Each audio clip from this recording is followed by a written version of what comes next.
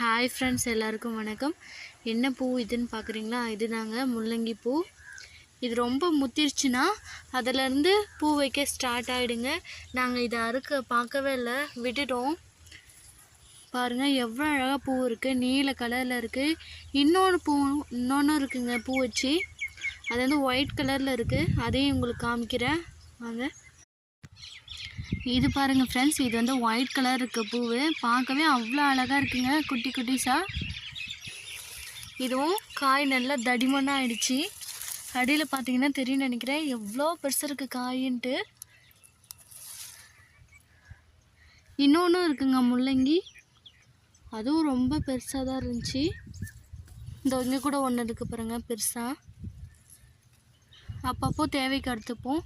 இது தர்பூசணிங்க, பூ வைக்க ஸ்டார்ட் ஆகிடுச்சி, ப்ளஸ் காய் வைக்கவும் ஸ்டார்ட் ஆகிடுச்சி.